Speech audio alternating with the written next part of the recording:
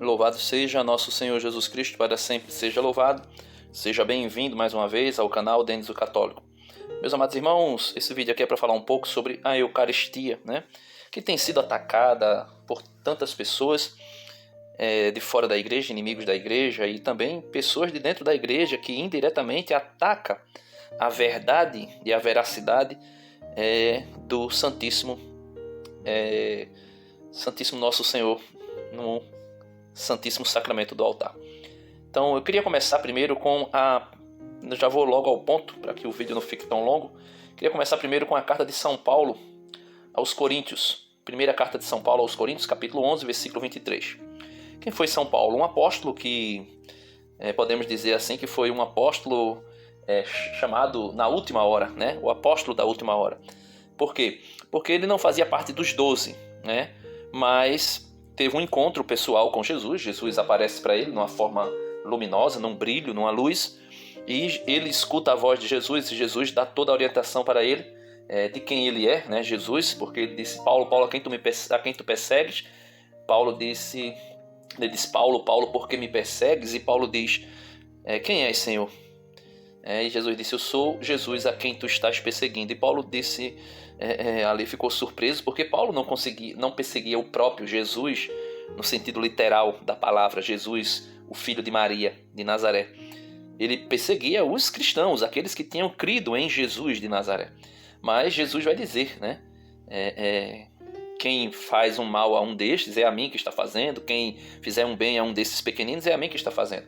Então São Paulo se torna apóstolo ali na última hora, chamado pelo próprio Cristo, e depois ele se coloca debaixo da autoridade da igreja, Ele chama até os apóstolos Pedro, Tiago e João como as colunas da igreja, e basta que você leia o Atos dos Apóstolos e você vai ver que São Paulo se coloca, coloca a sua pregação, a pregação do seu evangelho ao crivo dos apóstolos, e os apóstolos diz: é isso mesmo, Então, ele não estava com Cristo na última ceia, mas ele diz assim no versículo 23: eu recebi do Senhor o que vos transmiti. Como é que ele recebeu do Senhor?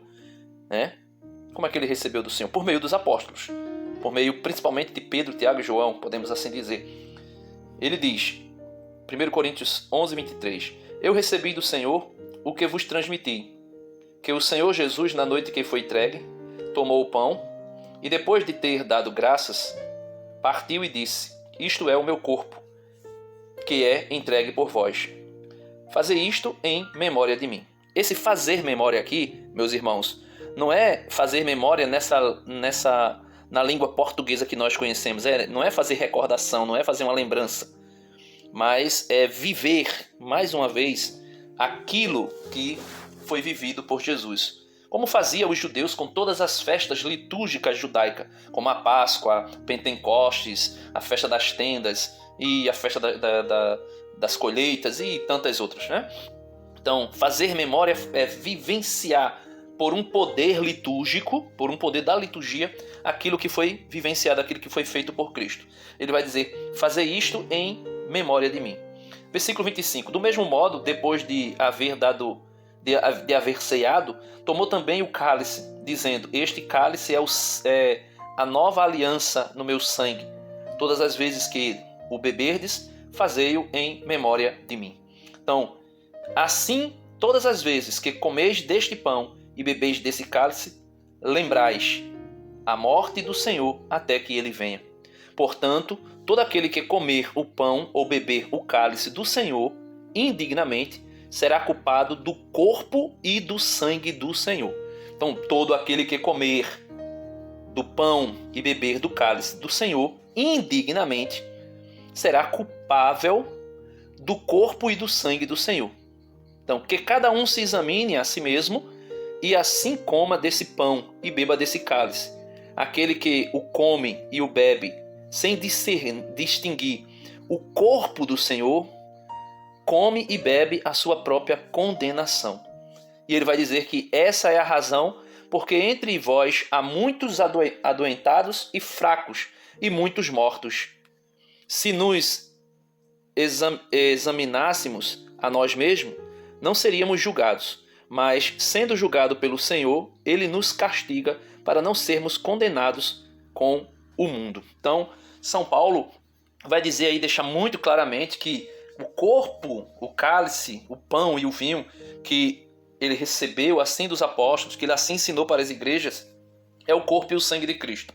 E o que diz o Catecismo da Igreja Católica para nós? No número 1406, vai dizer assim: Jesus disse: eu sou o pão da vida, o pão vivo, descido do céu. Quem comer deste pão viverá eternamente. Quem come a minha carne e bebe o meu sangue tem a vida eterna. Permanece em mim e eu nele. São João, capítulo 6, versículos 51, 54 e 56. A Eucaristia é o coração e o ápice da vida da igreja, pois nela Cristo associa sua igreja e todos os seus membros ao seu sacrifício de louvor e de ação de graças, oferecido uma vez por todas na cruz a seu Pai. Por seu sacrifício, ele derrama as graças da salvação sobre o seu corpo, que é a igreja. Então veja, Cristo é o pão vivo que desceu do céu.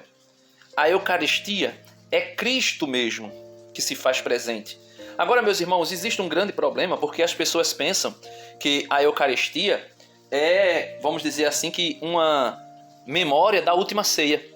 Só que não é uma memória da última ceia. Quando Jesus na última ceia tomou o pão, deu graças, partiu e deu aos seus apóstolos. Quando Jesus na última ceia tomou o cálice, abençoou, deu graças e deu aos seus discípulos, dizendo: tomai e comei, este é o sangue da nova e eterna aliança.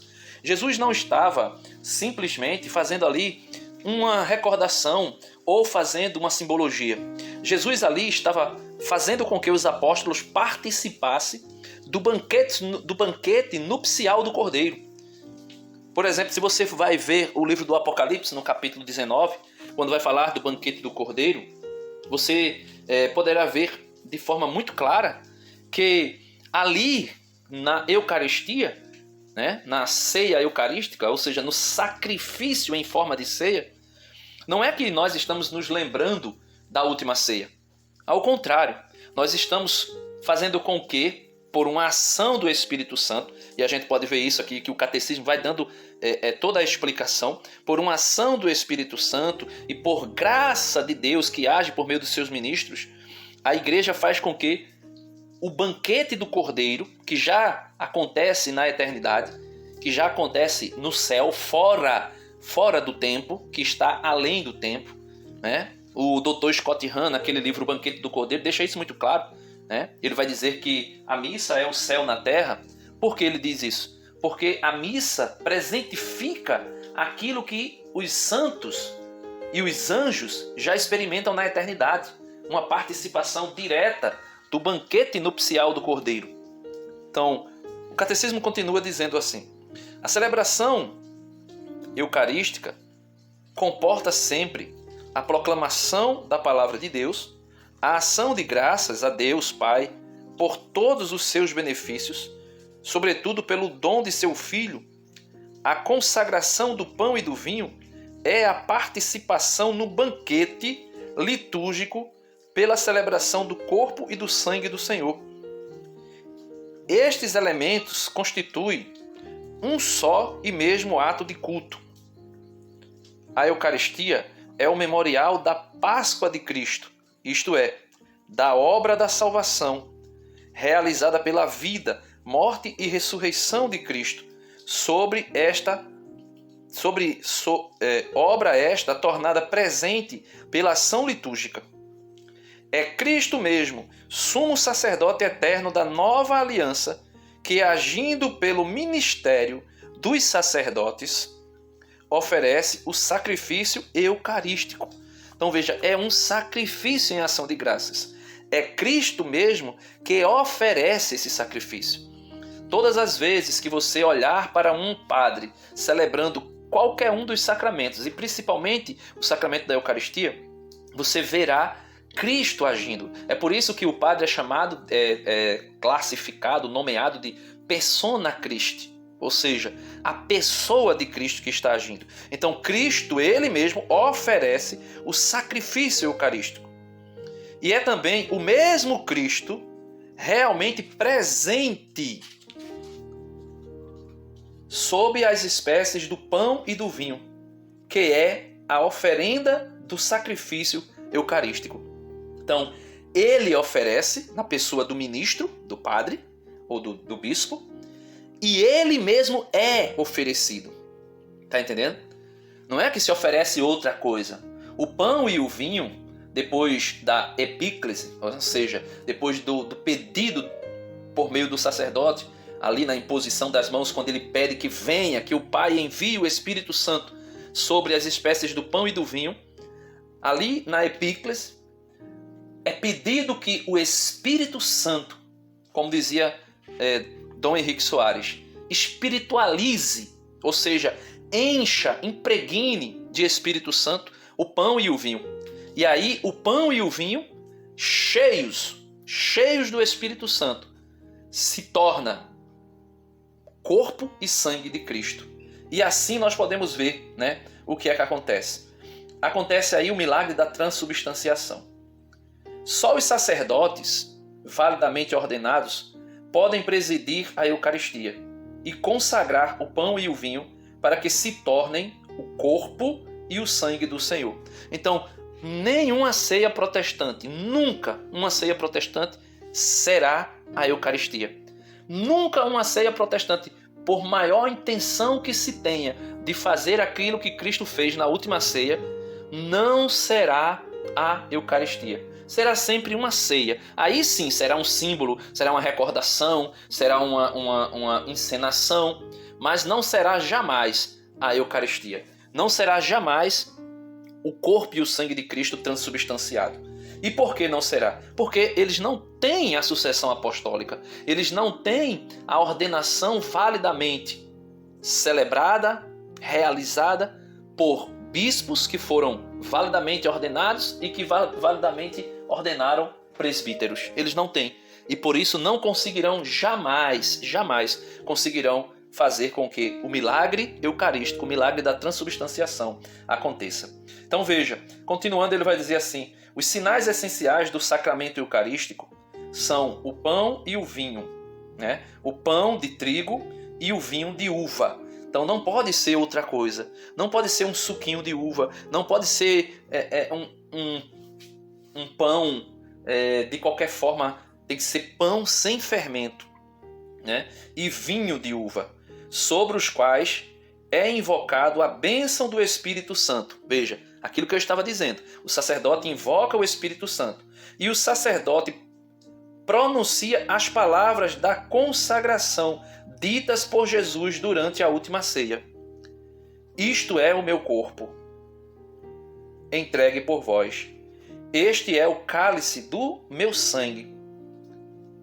Por meio da consagração, opera-se o grandioso milagre, o extraordinário milagre da transubstanciação do pão e do vinho no corpo e no sangue de Cristo.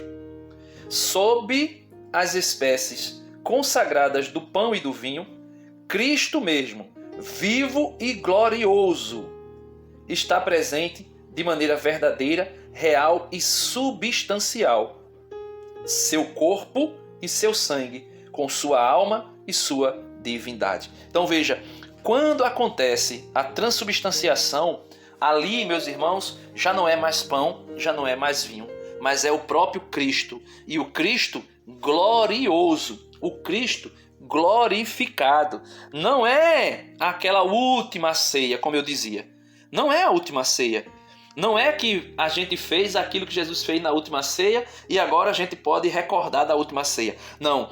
Quando o padre, na epíclese, pede o Espírito Santo, invoca o Espírito Santo desce e na anamnese, ou seja, na transubstanciação, na memória ali do corpo e do sangue de Cristo, quando acontece esse milagre extraordinário pelo poder que há na liturgia, aí o Cristo glorificado, ressurreto, o Cristo, Filho de Maria, que ressuscitou ao terceiro dia, que subiu aos céus e está sentado à direita do Pai, o Cristo glorioso, ressuscitado, a carne de Cristo ressuscitada, uma carne que não é mais uma carne comum, não é mais uma carne como essa que nós temos, mas é uma carne glorificada, vamos dizer assim, poderíamos dizer até que seria uma natureza nova do homem Cristo Jesus. E esse Cristo glorioso, ele vem pela força do Espírito Santo, ele vem sob as espécies do pão e do vinho, e essas duas espécies do pão e do vinho se transubstancia em corpo, alma e divindade de nosso Senhor Jesus Cristo. Porém, enquanto o sacrifício, a Eucaristia é também oferecida em reparação dos pecados dos vivos e dos mortos. Então,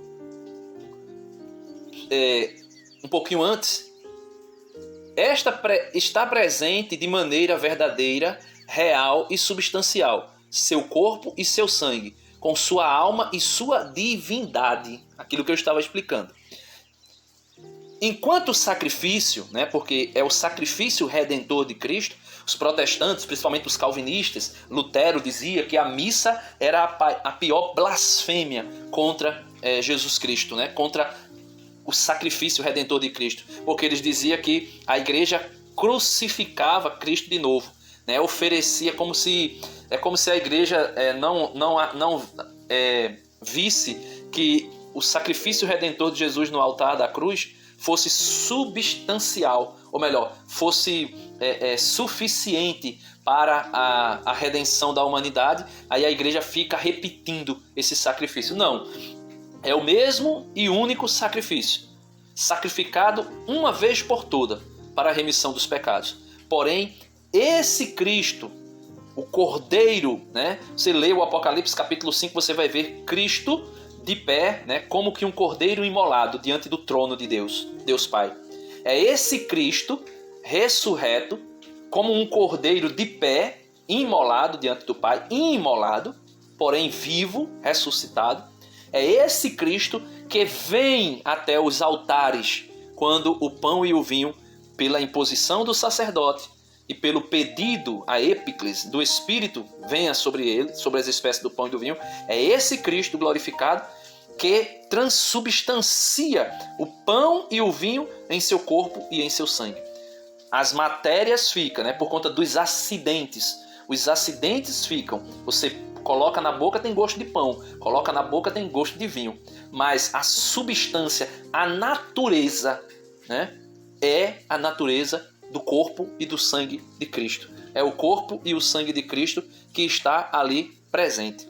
Então, esse sacrifício, quando ele é oferecido, ele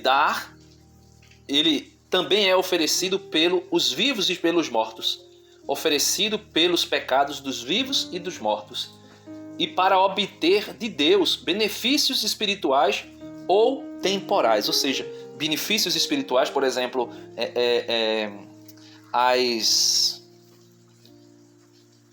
indulgências para quem está morto, para quem está no purgatório, as indulgências, principalmente indulgências plenárias, como também os bens temporais, a saúde. É por isso que São Paulo vai dizer que, portanto, irmãos, tem um momento aqui na carta aos Coríntios que São Paulo vai dizer: é por isso que no meio de vós há muitos doentes, Essa é a razão porque entre vós há muitos adoentados.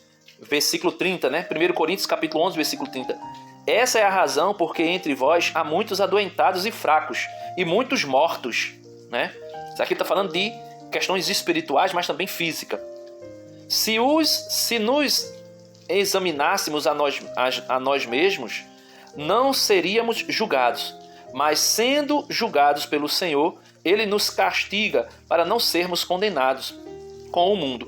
Portanto, irmãos meus, quando vos reunirdes para a ceia, esperai um pelos outros. Se alguém tem fome, come em casa. Assim, vossas reuniões não vos atrairão à condenação. As demais coisas eu determinarei quando for ter convosco. Então, São Paulo aqui estava orientando exatamente para isso, que a ceia do Senhor não é uma comelança. A ceia do Senhor não é simplesmente uma ceia, um banquete fraterno, como diz os adeptos da teologia da libertação ou os protestantes. Mas pelo contrário, é o único e eterno sacrifício. E esse único e eterno sacrifício, se nós não nos examinarmos, nós estaremos atraindo para nós doenças, né? Até doenças físicas e condenações. Quem come e bebe o corpo e o sangue do Senhor sem discernir o corpo do Senhor, está comendo e bebendo a sua própria condenação. E ele continua dizendo: quem quer receber a Cristo na comunhão eucarística deve estar em estado de graça, né? Ou seja, não pode estar em pecado mortal. Se alguém tem consciência de ter pecado mortalmente, não deve comungar a Eucaristia sem ter recebido primeiramente a absolvição no sacramento da penitência. Ou seja, não se pode se aproximar da ceia eucarística sem antes termos confessados os nossos pecados, se nós temos a ciência de que nós pecamos mortalmente. Se nós não pecamos mortalmente, o pecado venial é perdoado na Santíssima Eucaristia. Veja o que diz o Catecismo. A Santa Comunhão do corpo e do sangue de Cristo aumenta a união do comungante com o Senhor. Ou seja, Jesus disse: quem comer a minha carne permanece em mim e eu nele. Ou seja, fará a comunhão, né? Quem comer a minha carne permanece em mim e eu nele. Então, a comunhão, né, o sacramento da Eucaristia aumenta em nós, né, essa comunhão com o Senhor, né?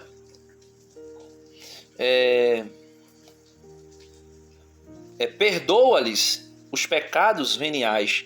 Então veja, a Eucaristia perdoa os nossos pecados veniais. Se nós temos alguns pecados veniais que ainda não foram confessados, no ato de receber Jesus Eucarístico, nós já somos perdoados desses pecados veniais. E o preserva dos pecados graves.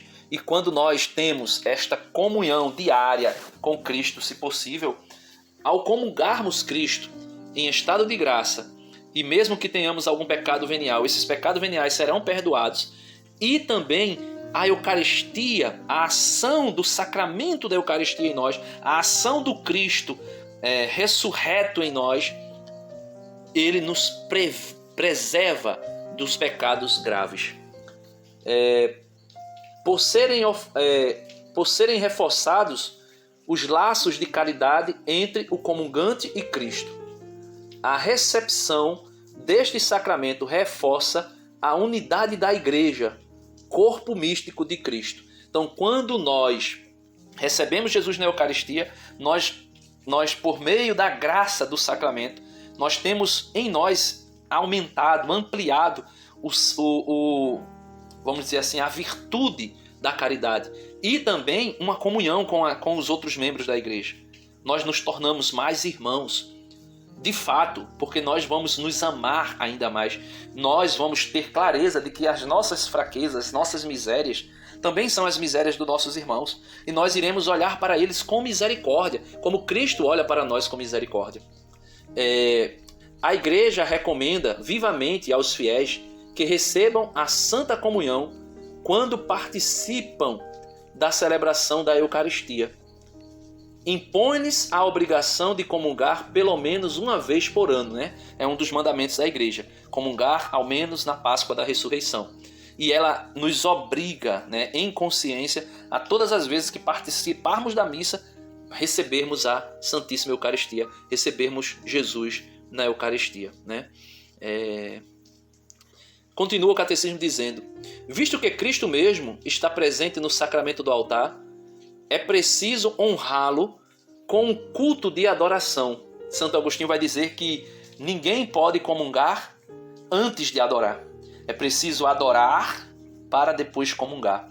Porque é Jesus, meu irmão. É Jesus que se faz presente ali. Né? Quando eu digo se faz presente, não é simplesmente que ele faz como dizia Lutero. Né? No momento do culto, se fazia a consubstanciação, ou seja, a natureza, né, a substância de Cristo, a natureza de Cristo, se fazia presente e se unia à natureza do pão e do vinho. E enquanto estava sendo celebrado o culto, era consubstancial, ou seja, a natureza de Cristo estava unida de uma forma milagrosa à natureza do pão e do vinho. quando se celebrava o culto, quando acabava-se o culto, se terminava a consubstanciação. Não. A Igreja Católica fala de transubstanciação. Tanto é que depois da missa, se por um acaso ficar algumas partículas que não foram consumidas, que não foram comidas, né, que não foram recebidas pelos fiéis, é posto em uma âmbula e é depositado no sacrário. E ali fica o Santíssimo Sacramento no sacrário. Como diz aquele hino, né? Que fica como prisioneiro no sacrário a nos esperar. Né? Então, é o mesmo Jesus que fica, mesmo depois da transubstanciação, mesmo depois da missa, Jesus continua ali no corpo e no seu, o seu corpo e o seu sangue no pão e no vinho transubstanciado. Ele vai dizer: a visita ao Santíssimo Sacramento é uma prova de gratidão, um sinal de amor e um dever de adoração para com Cristo nosso Senhor. Então, não é simplesmente durante a missa. Depois da missa, nós temos obrigação, dever, é uma prova de amor de cada um de nós para com Cristo, visitá-lo no Santíssimo Sacramento, adorá-lo no Santíssimo Sacramento. Né?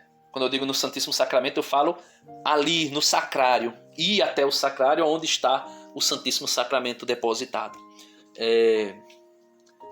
Tendo Cristo passado deste mundo ao Pai, dar-nos na Eucaristia o penhor da glória junto dele.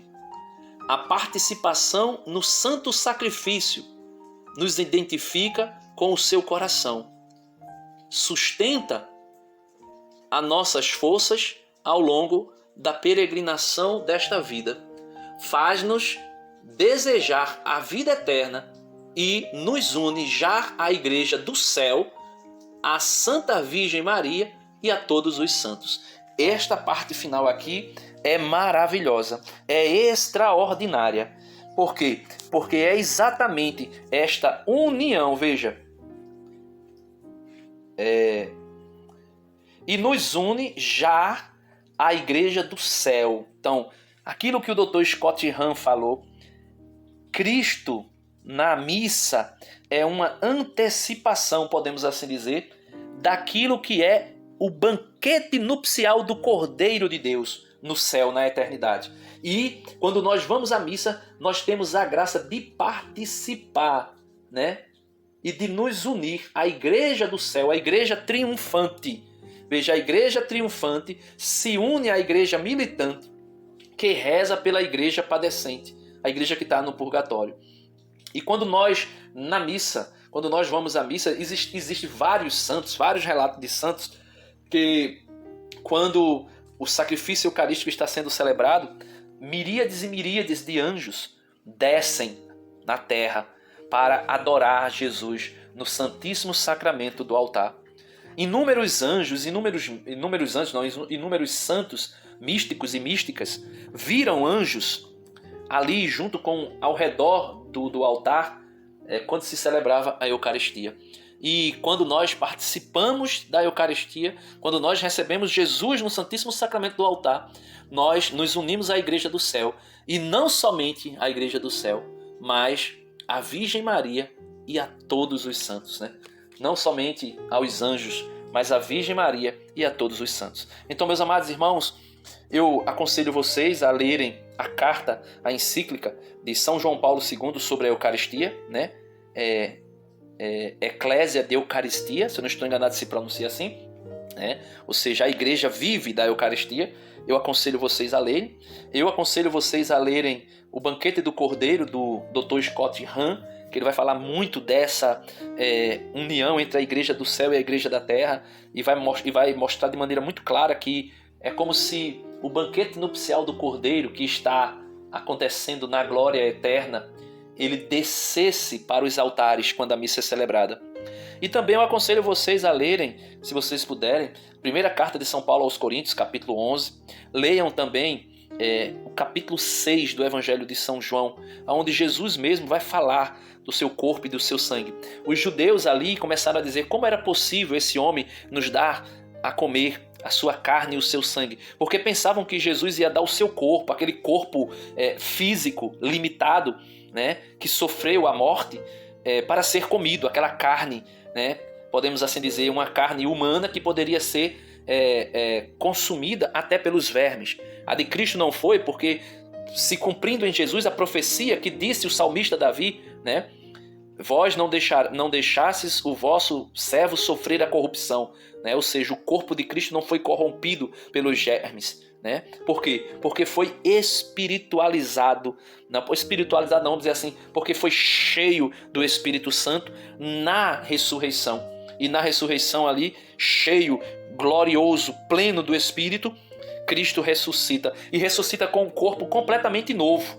Um corpo que não tinha mais limitações físicas, como o corpo de Jesus tinha, como o corpo de Jesus que sentia fome, sentia sede, como Jesus que não podia passar por entre as paredes, mas quando o seu corpo ressuscitado, ele se deixou ver, né? Não é nem que poderia ser visto, mas ele se deixou ver, não era nem que poderia ser tocado, mas ele se deixou tocar, né? Como ele mesmo disse, olha, eu não sou um fantasma porque eu tenho corpo, eu tenho pele e ossos, né? Como ele disse a Tomé, olha Tomé, está aqui, ó, toca, coloca o dedo aqui na minha mão, coloca a tua mão aqui do meu lado e vê, né? Não é um fantasma, sou eu. E Tomé exclama, meu Senhor e meu Deus. Porém, Jesus deixava-se ser visto, Jesus permitia-se ser tocado, porém, ninguém conhecia Jesus. Você vai ver que todas as aparições de Jesus que são narradas durante 40 dias que Jesus aparece, se deixa ver para os seus apóstolos e para quem ele quis, você vai ver que os escritores não descrevem como era Jesus. Você pode ver que Maria Madalena não viu Jesus. Quando viu, não reconheceu que era Jesus, a não ser que Jesus se deixou conhecer, né? Os apóstolos viram Jesus caminhando se aproximando da praia e eles pensavam que era um fantasma. E Jesus vai dizer que não é um fantasma. Jesus se deixa conhecer e diz aqui, veja, tem pele e ossos, né? Trazer alguma coisa para comer. Jesus se deixa. Veja que Jesus andou o dia todo com os 2 discípulos de Emaús, mas eles não reconheceram Jesus. Jesus se deixou conhecer ao partir do pão. Eu queria que você pudesse também ler, né, São Lucas capítulo 24, né, os discípulos de Emaús, e você vai ver ali o capítulo 24 de Lucas, é uma missa que está sendo celebrada. Veja que Jesus, no caminho, faz aquilo que a igreja faz na primeira parte da missa. Lê as escrituras e ensina as escrituras. E quando Jesus chega na casa daqueles discípulos, Jesus faz aquilo que a igreja faz na segunda parte da missa. Jesus senta à mesa, toma o pão e o vinho, dá graças, parte entre eles e aí eles reconhecem que é Jesus. Eles conseguem reconhecer que é Jesus. Então veja, não é simplesmente um homem, o homem Jesus que está na Eucaristia, mas é Jesus ressuscitado, ascendido aos céus, glorioso. E ele, o próprio Cristo, na pessoa do ministro, oferece a si mesmo. Oferece-se ao Pai. Ele mesmo se oferece. O Cristo, na pessoa do sacerdote, oferece Jesus, o único e eterno sacrifício ao Pai, em expiação dos nossos pecados. Por isso, meus irmãos, a Eucaristia é o ápice da igreja.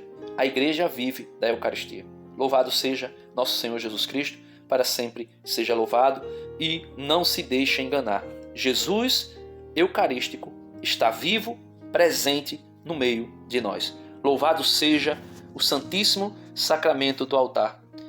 Bendito e louvado seja o Santíssimo Sacramento do altar. Glórias e louvores se deem ao Santíssimo e Diviníssimo Sacramento. Glórias e louvores se deem a todo momento ao Santíssimo e Diviníssimo Sacramento do altar. Deus abençoe você.